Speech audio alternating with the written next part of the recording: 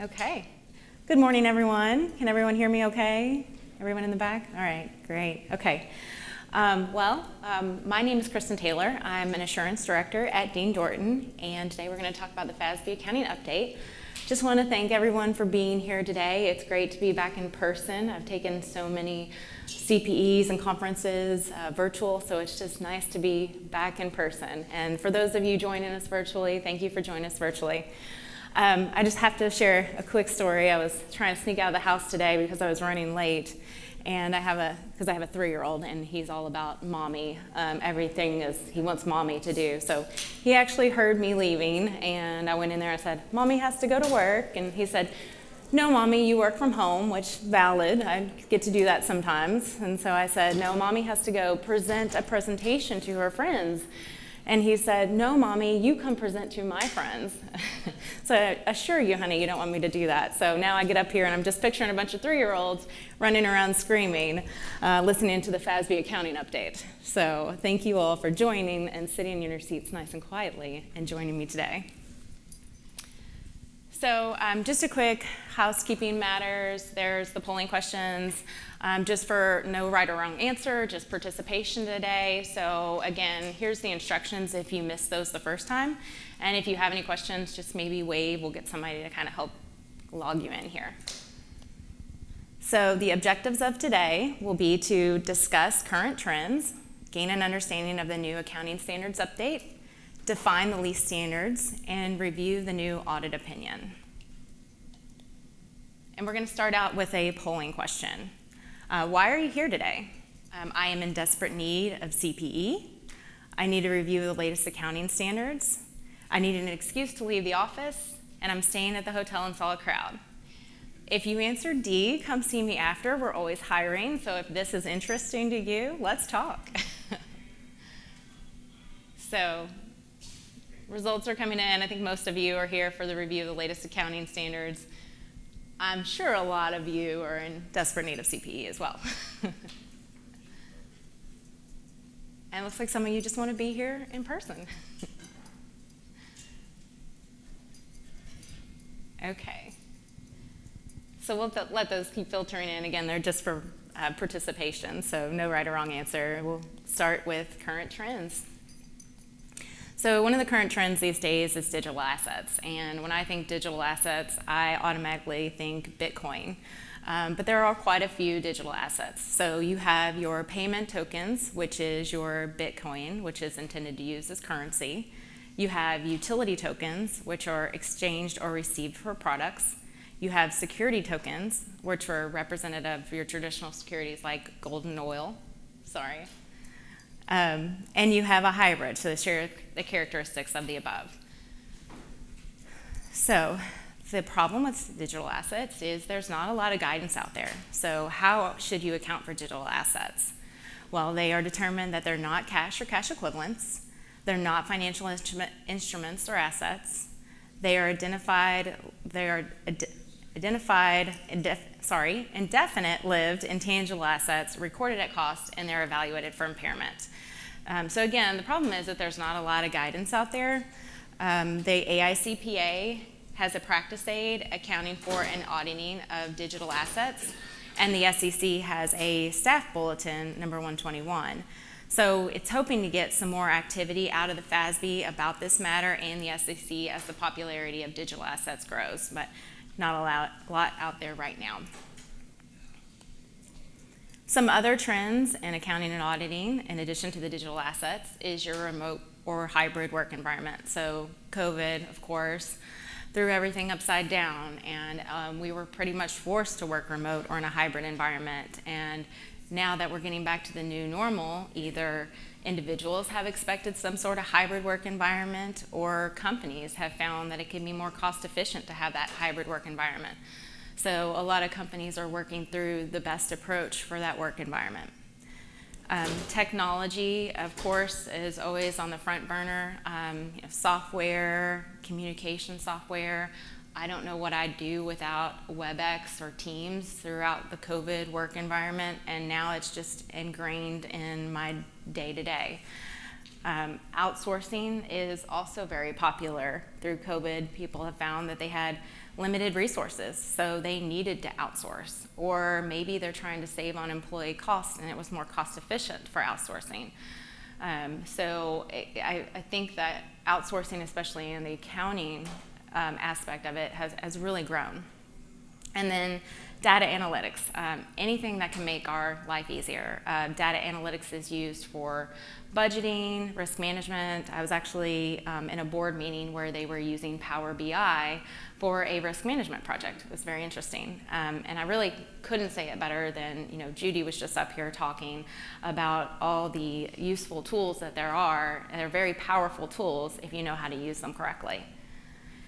And then tracking environmental, social, and government metrics, so ESG metrics. And really, I think the initial thoughts of ESG was it really applied to public companies, but it's getting a lot more attention from the smaller and private institutions. So which of these trends is most prevalent in your organization? Polling question. Digital assets, remote work, technology, outsourcing, data analytics, or ESG metrics? Not surprising, a lot of people are saying remote work. And yes, it's, again, that hybrid, do we work all remote? Do we eliminate offices? It's a lot of companies are talking about that these days.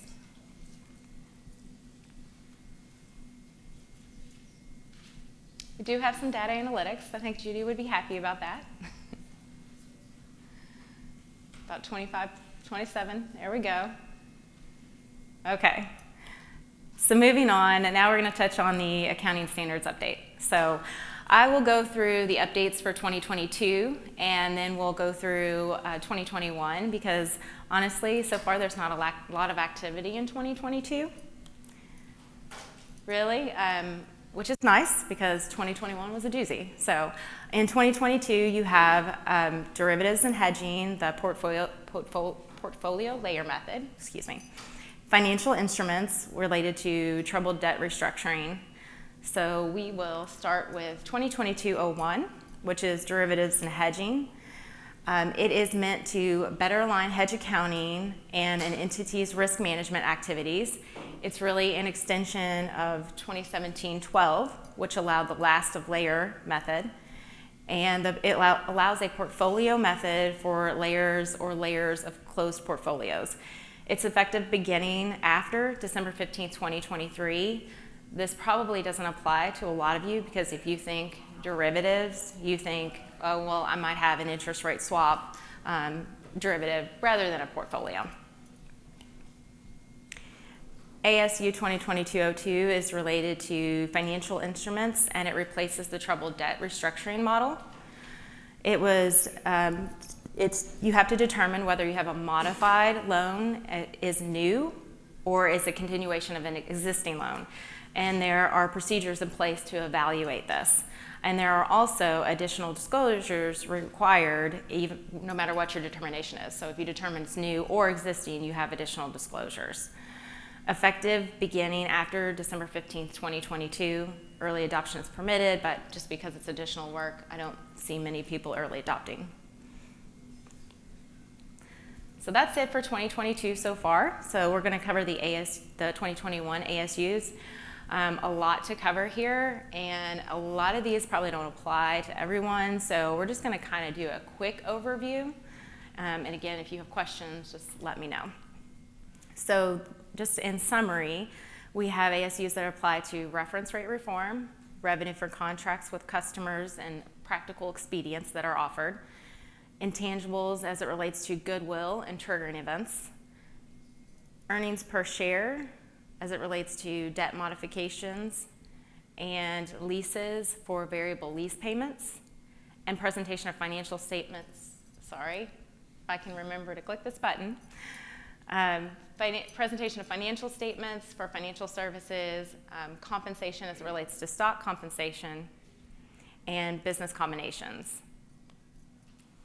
We also have additional ASUs related to leases and ASUs related to government assistance and the disclosures that are required for government assistance. So again, we'll just quickly go through each of these. So ASU 2020-101 relates to reference rate reform. It provides, this amendment is an update, it's elective, and it applies to all entities that have derivative instruments that use the interest rate for margining, discount, or contract price alignment that is modified as a result of reference rate reform. So that is applicable through December 31st, 2022. ASU 2020-102 relates to revenue from contracts with customers.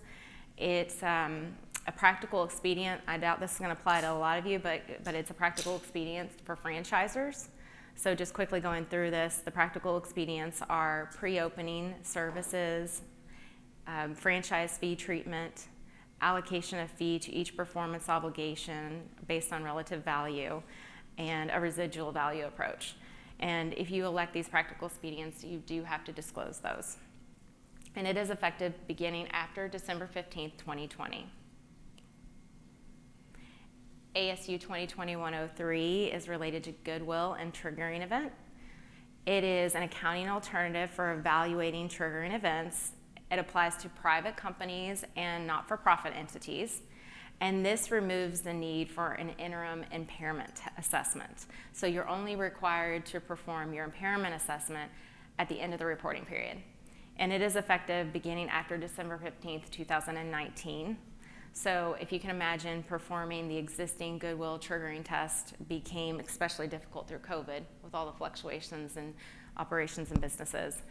And of course, the other alternative to this is to simply be amortizing your goodwill. ASU 2020-104 is related to earnings per share. It is accounting for certain modifications or exchanges of freestanding equity classified written call option. And it's meant to reduce the diversity in practice for instruments that remain equity after modification or exchange.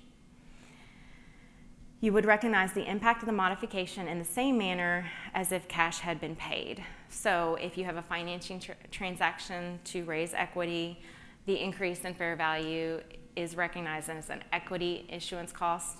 And if you have a financing transaction to raise or modify debt, the increase in fair value is recognized as debt issuance cost. Other modifications not related to financing or compensation of goods and services or covered by another topic are reflected as a dividend. And that's effective beginning after December 15th, 2021. 2020-105 relates to leases. It provides guidance on variable lease payments for lessors. It requires the lessor to classify a lease with variable lease payments that do not depend on an index or rate as operating. And it is effective beginning after December 15th, 2021 for public and beginning after December 15th, 2022 for private. ASU 2020-106 relates to the presentation of financial statements for financial services, so depository and lending and investment companies. And it is meant to align with the SEC release, and application is immediate. ASU 2020-107 is stock compensation.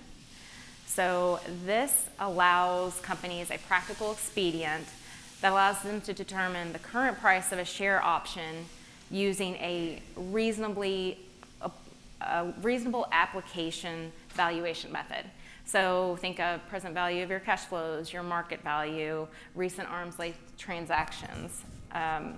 The only complex part about this is that you cannot utilize a value that's calculated more than 12 months ago. So that is effective beginning after December 15th, 2021. 2020-108 relates to business combinations. So this is in response to topic 606, which is your revenue recognition standards. And it requires that an entity recognize and measure contract assets and liabilities acquired in a business combination in accordance with topic 606, so your rev rec, rather than a fair value. At the acquisition date, an acquirer should account for the related revenue contracts in accordance with topic 606 as if they had originated those contracts. There are practical expedients available to the acquirers, and that would be related to contract modifications and standalone selling price. If you do elect those practical expedients, you need to disclose that you've elected those. The effective dates are for public companies beginning after December 15th, 2023, and for private beginning after December 15th, 2023. And early adoption is permitted. 2021-09 relates to leases. So under current ASC 842, a leasee must use the implicit interest rate when readily determinable. But if not determinable, then the leasee is required to use its incremental borrowing rate. Well, a practical expedient was offered to non-public entities, which allowed them to use a risk-free rate as the discount rate for all leases. This ASU allows non-public entities to apply that existing risk-free discount rate by class of underlying asset rather than to all assets. So that was really the intent of that first practical expedient. So you're thinking the class of asset versus all of the leases. So entities that have not yet adopted Topic 842 as of November 1st, 2021 are required to adopt amendments in this update at the same time as they adopt 842. And for all of the entities that have adopted 842, it is effective for fiscal years beginning after December 15th, 2021. 2021-10 relates to government assistance disclosures. So it is to improve financial reporting and disclosure by all entities except for not-for-profit entities that receive government assistance. So the disclosures that are required are the nature of this assistance, the related accounting policies and effect on the financial statement amounts, significant terms and conditions, so think the duration of your contract, and restrictions. So these disclosures are required if you're receiving government assistance, and if you can imagine, it's a pretty widespread issue due to the loans under PPP and other government assistance as a result of COVID. So it's effective beginning after December 15th, 2021. So that's 2021 ASUs. I also wanted to give a quick refresher on some ASUs from 2020. I'm not going to touch on all of them, just a couple of key ones that we thought maybe you might want a refresher on, related to reference rate reform, revenue for contracts and leases, debt, and not-for-profit disclosures. So ASU 2020-04 relates to reference rate reform. So with the global capital markets expected to move away from LIBOR and other interbank offered rates towards rates that are more observable or transaction-based and less susceptible to manipulation. So that's in play through December 31st, 2022. ASU 2020-05 is the extensions that we were granted for private companies on leases and revenue recognition. So the extension for the revenue recognition was effective beginning after December 15, 2019. So everyone in this room should have implemented Topic 606. Leases, we were granted an extension, and now they're effective beginning after December 15, 2021. So think if you're a calendar year in, that is this year, that's 2022. If you are a 531 or 630 year end, you have a little more time. But I would say, don't wait. There's no more extensions coming. Start the process now. This is, if you're thinking, okay, they're just going to grant another extension, it's not going to happen. This is actually the second extension on leases, meaning that this ASU actually came out 6 years ago. So it was proposed to the FASB to provide a third extension. Because through COVID, they're saying, well, this is a very difficult project. This is time consuming. We don't have the resources. That was denied. So it's coming. And we will spend a little more time on leases today because I know that is going to be an important subject for a lot of you. ASU 2020-06 is related to debt. So more convertible debt instruments will be reported as a single liability instrument and more convertible preferred stock as a single equity instrument with no separate accounting for embedded conversions. So the ASU removes certain settlement conditions that are required for equity contracts to qualify for a derivative scope exception, which only permit more equity contracts to qualify for it. So there's going to be fewer embedded conversion features that require separate accounting. It is post December 15th, 2021 for public and post December 15th, 2023 for others. So this is really just meant to simplify accounting for convertible instruments. ASU 2020-07 is related to not-for-profit entities and the presentation of non-financial assets. So you have to present contributed non-financial assets as a separate line item now on the statement of activities. These contributed non-financial assets are recognized within the statement of activities, disaggregated by category that depict the type of contributed non-financial asset. So these non-financial assets would include land, PP&E, inventory. This is actually a typo. This should really say property, plant, and equipment, but I guess personal protective equipment kind of falls under that equipment category. 2020-07 continued. There are a lot of disclosures that are now required for your non-financial assets. So you have to disclose the qualitative information about whether the contributed non-financial asset was either monetized, converted into cash, or utilized during the reporting period. And if utilized, a description of the programs or other activities for which the assets were used. The not-for-profits policy, if any, about monetizing rather than utilizing the contributed non-financial assets, a description of any donor-imposed restrictions associated with the contributed non-financial assets, and the valuation techniques and inputs used to arrive at the fair value, and the principal market used to arrive at a fair value measure if it is a market in which the recipient is prohibited by a donor-imposed restriction from selling or using the contributed non-financial asset. And it is effective beginning after December 15th, 2021. Okay, so covered all the ASUs. Now we're going to talk about leases, which I'm sure is important to a lot of you. So 216.02 was leases, topic 842, and it is effective for years beginning after December 15, 2018 for public, so all public companies have adopted, and December 15th, 2021 for private. So again, if you have that calendar year end, it's 2022. If you have a June year end, well then your effective date is June 30th, 2023. So the scope of the standard. The new standard applies to everyone, public, private, not-for-profit, large, small. It applies to all leases, even subleases, except for leases of intangible assets, leases to explore or use minerals, oil, natural gas, leases for biological assets, leases for inventory, and leases for assets under construction. And don't forget potential embedded leases in your agreements. So remember that nothing is for free. So you might have a service contract and that you think is not a lease, but you have to think about what is included with that lease. What equipment is included? Do you have a postage meter? Do you have a copier? Are you really leasing that equipment? Again, nothing is for free.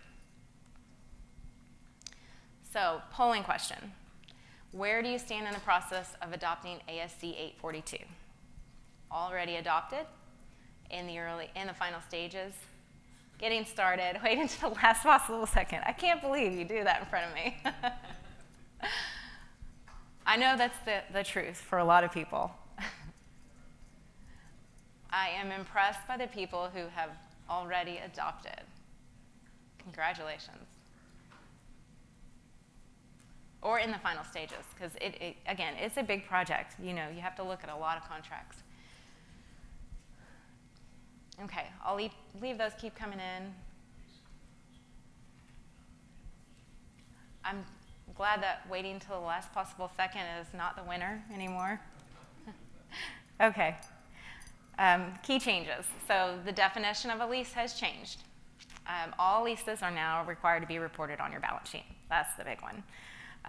So a capital lease is now referred to as a financing lease, And an operating lease is still an operating lease, but it is now on your balance sheet. The exception to that is you get an out if it is less than 12 months. But then you have to think, is it really 12 months? And we'll get into that, but think about your renewals. You have to consider your renewals. So the definition of a lease has changed. Under ASC 840, the definition of a lease was an agreement conveying the right to use property and equipment, usually for a stated period of time. The definition under ASC 842 is a contract or part of a contract that conveys the right to control the use of an identified property, plant, or equipment for a period of time in exchange for consideration. So think, your contracts or part of a contract. So financing leases, when a lease meets any of the following specified criteria at the commencement, the lease should be classified as a financing lease by the leasee and is a sales type lease by the lessor. So the criteria are summarized as follows. The leasee transfers ownership to the lease transfers ownership to the leasee. The purchase option is reasonably certain to be exercised. The term of the lease is for a major portion of the asset's remaining economic life. The present value of the lease payments and the residual value exceeds substantially all of the fair value of the underlying asset, and the specialized nature of the underlying asset results in no exceptions of alternative use after the lease term. So you're probably looking at some of these and thinking, this sounds very familiar if you have capital leases. So, think of 3 and 4 on this list. It was just clearer parameters before with a capital lease. It was 90% of the present value of lease payments and 75% of the economic life. And you can still use that criteria in evaluating your financing leases. You just have to be consistent across the board in how you apply that. So this is just a quick look at your balance sheet and your income statement, cash flow statement, and how these leases impact each of those statements. So your financing lease and your operating lease on your balance sheet, the same. You're going to have your right of use asset and your lease liability. So for both financing and operating. On your income statement, on your financing lease, you're going to have amortization expense and interest expense. Whereas on your operating leases, you're just going to have a single lease expense on a straight line basis. And then your cash flow statement for a financing lease, you're going to have separate line items for your cash paid for principal and your interest payments. And then for an operating lease, you're going to have cash paid for lease payments only. So something I want to point out is that this is going to impact your key metrics and your debt covenants. So think about it now. You're going to have your current and non-current assets and liabilities that you have to consider as part of your covenants calculation. So your current ratio is going to decrease, your leverage ratio increase, your return on assets is going to change, and your debt to EBITDA is going to increase. So what I would advise is when you start compiling this list of leases and getting your numbers together, think about how this is going to impact those calculations. A lot of you may have debt covenants that you have to meet with your bank. So take a look at those debt covenants. Is it going to impact those? Look at those now versus the end of the year when you realize that you're out of compliance and then you're asking for a waiver. Maybe address these on the front end with the bank. So lease accounting lessons. I would say get an early start on compiling your lease inventory, including your embedded leases. That's what's going to take the most amount of time. You know, it's pretty easy to collect all your lease agreements, but then you have to take some time to consider those embedded leases. And then remember, a lease requires exclusive control over an identified asset. So identify the proper incremental borrowing rate. It can be challenging. It can take some time. And I would highly suggest that these private companies consider using the practical expedient rather than that for the incremental borrowing rate, because that is allowed for non-public. So allocation of consideration in the contract. If you have multiple lease assets are controlled by a single contract, you might need to allocate that contract price between the assets. So think of your lease versus your non-lease component. If you have a lease that includes leased assets as well as a service component, you will have to allocate between those components. For private companies, there is a practical expedient. You can make a policy to elect to include service components with that lease component, but you must apply that across the board, so you just have to be consistent. So some accounting lessons.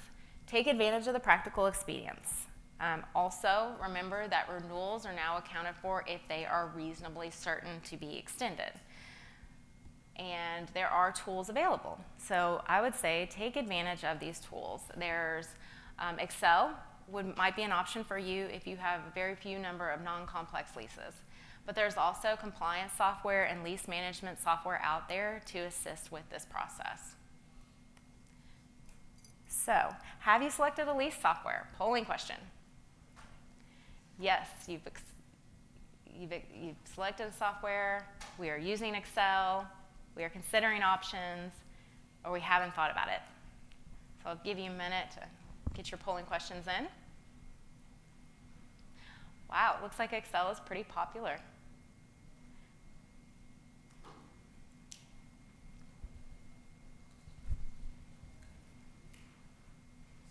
Okay. So it looks like Excel is the winner, but we're going to talk a little bit more about that.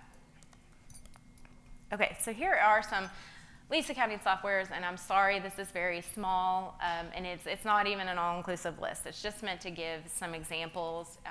So if it's hard to read this on your all's presentation, let me know, reach out, and we'll get you some more information on these.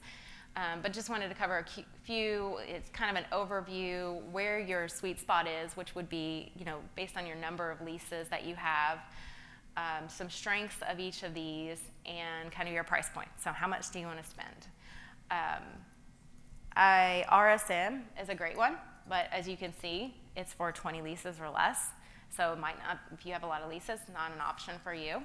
I will say that, I don't know if you can see it, but the first 2 leases for RSM are free. So if you only have 1 or 2 leases, you might as well try it out. This group might need a software that has FASB functionality, which eliminates a few options, including RSM. We have team members that are working with Lease Query, and the feedback is that we're getting it has a lot of functionality, it's user-friendly, and they would recommend it for a larger population of leases. Again, there are other options out there, but just wanted to kind of give you a quick overview of some options. So this is some additional information on the RSM lease software. What the tool offers is an alternative to Excel, core lease accounting functionality, which includes 2-day functionality, so think your modifications and your extensions, that's what that's referring to. Rent and additional payment types can be entered. It has GAAP and IFRS functionality, journal entries can be exported, and it has financial disclosure data. What it does not offer is a robust lease administration capability, so no critical date notifications. I will say that Lease Query is one that does offer that notification, so if you have like a 30-day till expiration, it's going to notify you. Might not be a big deal, again, for a smaller population, but if you have a larger population, it's hard to track. Lease accounting for large portfolios, the max that it allows is 20. It does not have a large number of end users, only 2. It does not have a lot of robust support. It's meant to be self-service, and it does not offer complex accounting scenarios or FASB 87 functionality, whereas Lease Query does offer those complex accounting scenarios. So you might think I have a low number of leases, so I'm just going to use Excel, and I don't need a software, and I only need a software if I have a high number of leases. You may want to rethink that, because even if you have a low number, you might have a lot of complexity drivers, so things that are going to make it still difficult to track on Excel. So some of those complexity drivers would be sales and leaseback, built-to-suit, embedded leases, international leases, multiple amendments, renewal options, stepped rents, and variable components. So again, if you have these in your leases, you may want to consider a software to make it easier on you. This is just an overview of the implementation process, and I know we're all at this blue box down here, so we don't have to go over this. The process will start with engaging your stakeholders. So discuss the financial impact, talk to tax, vendors, legal, IT, get all those documents together. Create a plan, talk about departmental ownership, who's going to take responsibility for what contracts and identifying where these leases are. Organize the agreements and then compile a complete population. So that's where we, as your auditors come in, we are going to come in and ask you for complete populations so that we can do the audit. Analyze, so establish templates, prepare journal entries, prepare pro forma, see how this is going to impact your financial statements, and then execute. Record your journal entries, finalize your policies, and then always reevaluate. So that reevaluate just means that you're looking at your extensions, your modifications, any new leases. So if you have not adopted 842, you can still add disclosures to your financial statements to kind of indicate where you are in the process. I have a lot of clients that just issue saying 842 is a recent accounting pronouncement and the company is currently evaluating the impact. But if you're working through the process, you can kind of beef up those disclosures. Maybe you're working with providing guidance to business units. Maybe you're compiling your population and you know the amount to disclose or a range. This last bullet here is just a public company example of a disclosure. So recognize lease liabilities and offsetting right of use asset in a range of $25 million to $30 million in consolidated balance sheets for operating leases upon adoption. So they know what that impact is going to be. So your required lease disclosures once you do adopt 842 is going to be a description of the lease, the basic terms and conditions of any variable payments, options to extend, residual value guarantees, covenants, and maturity analysis. Excuse me. So this is an example of what a financing lease disclosure would be. These leases mainly consist of equipment and they are used for operations.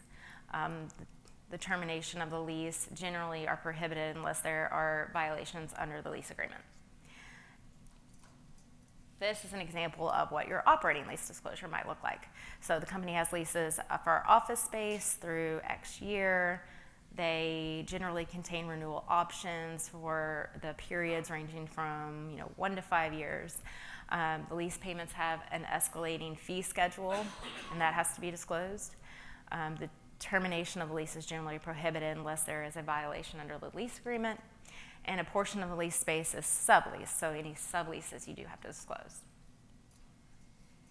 So as I previously mentioned, short-term leases do not have to be reported on your balance sheet if you're electing that practical expedient, but there are required disclosures still. So you have to record the amount of the lease, and so the company leases certain equipment on a seasonal demand basis, so that would be maybe your 12 months or less. And the company has elected the practical expedient for short-term equipment leases as the lease term is less than 12 months. So that practical expedient election is disclosed. And this is just an example. And then for all leases, you still have to disclose if there's any related party, residual value, guarantees, or material restrictive covenants. So things we hear from our clients throughout the audit process and or expect to hear. We don't have any leases. Are you sure? Have you really looked at all your contracts to identify those embedded leases? That's very important. We are too busy. We will work on that later. Please don't. The extension's not coming. You've been granted 2 extensions. It's coming. The time is now. We can track that in Excel, and you might be able to. That is definitely an option, but remember those complexity drivers and think about the number of leases that you have, and think about what is going to make it easier on you to be posting these journal entries and implementing this process. Our leases aren't material. That's great, but we're your auditors. You still have to provide us that list, so you still have to do the work to compile the list, and we can tell you if we agree that it's not material. We have several leases, but they're not material, same thing. Our leases are all short term. Are you sure? Have you considered that renewal option? So leases in your audit, things to learn, involve your auditors early. We're here to help. What is your organization's plan? Who is executing that plan? we're here to help. We're here to provide guidance. Timing of testing and implementation, consider that. We don't really want to come in at the last second, right before your audit and be working on this and be putting these leases on your financial statements. So start the process early. What is auditable evidence of your population? Again, we're going to come in and we're going to ask for a list of your leases. We need that list to be able to audit. And then preparing and understanding disclosures. That takes time, so we want to get an early start on that. Okay, so enough on leases. Now to the audit opinion. So just want to quickly cover this. Hopefully we have enough time. The AICPA Accounting Standards Board recently issued a suite of standards, SAS 134 through 140. So if you have a 12/31/21 year end, you've already seen this because the effective date was for periods ending after December 15, 2021. So for everyone else with a different year end, these changes are coming, so we're going to walk through these really quickly. It is effective for private, not-for-profit, and governmental entities. And the changes to the audit report are intended to make it easier for users of the financial statements to understand the report, including the auditor's and management's responsibility. And really, it's more consistent with PCAOB.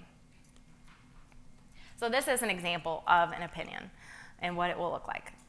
So if you think about your audit opinion prior to this adoption, your opinion was the last thing you read. So you'd read the entire audit report to come to find out if you had a clean, unmodified opinion at the very bottom.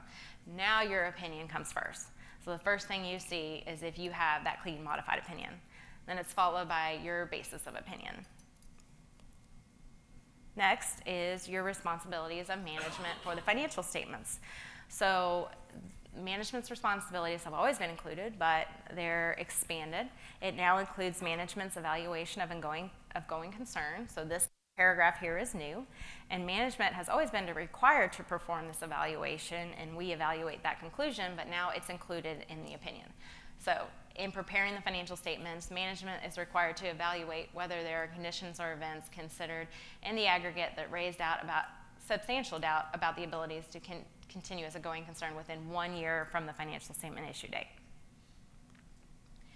So that section is going to be followed by your auditor's responsibilities for the audit for the financial statements. Again, this is just more detail on what our responsibilities are, including the exercising professional judgment and designing audit procedures in response to assessment of risk and material misstatement. I'm not going to go through all of these, but at the end you can see we also have to conclude whether, in our judgment, there are conditions or events considered in the aggregate that raise substantial doubt about the entity's ability to continue as a going concern. Sorry. The last thing I want to touch on with the audit opinion is probably not applicable for everyone, but in some cases when you have an emphasis of matter, that emphasis of matter will follow the basis of opinion now. And the new standard also introduced key audit matters, so CAMs, which is a new concept for non-public companies. These are matters that require significant attention during the audit, such as areas of high risk, high assessed risk and material misstatement, significant risk, areas requiring significant judgment, and impact of significant transactions or events. These are meant to provide greater clarity and for the users of the financial statements, and I will say that they are optional. We haven't seen a lot of clients electing to include CAMs, and this is something that if you do want to include these key audit matters, we have to be engaged to do so. So we have to know on the front end if you're wanting to include these in your audit opinion. The last thing I just want to touch on is this also impacts Ebp plans. So your employee benefit plans, the SAS 136 applies to those audits, and it changed the terminology, so you no longer will hear us refer to it as a limited scope audit. It's an ERISA section 103A3C audit. I've said that so many times that it finally rolls off my tongue. So it's the same kind of concept. You still have to get that certification from a qualified institution. And the one change there is that management now has to take responsibility for that certification and saying that it is adequate and that it comes from a qualified institution. And the opinions on an Ebp plan have also changed. So That is it. I know that was a lot to cover. Does anyone have any questions? Patrick? You know, I always get confused by the dates, you know. Oh, yeah. Beginning or after? Yes. Right. Our year end is May 31, 22. Right. So we don't have, my institution does not have to worry about this until next year's, correct? That is correct. So the question was, if your year end is 5/31/2022, when is the effective date for the lease standards? And that is correct. The effective date would be the 5/31/2023. But I will say, I would still urge you to get started on the process because it is a big project, compiling that list of leases. So that should be where you want to be right now, is compiling that list of leases. Because you talked about the fact that there were not any more extensions and so on and so forth. That's another thing I do not have to worry about. Is that correct?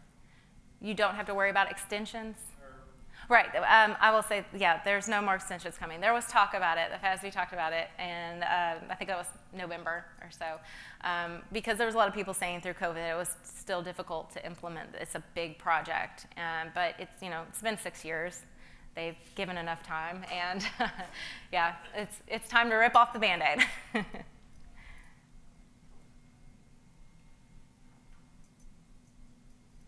Anything else? If not, I think we have a 10-minute break. Megan, is it 10 minutes? Yeah, 10-minute it's 10 break. minutes. So It is back at 11:30. So 20 minutes. oh, okay. Nice. Wow. Extra Oh, time. maybe I gave you extra 5 minutes. Yeah.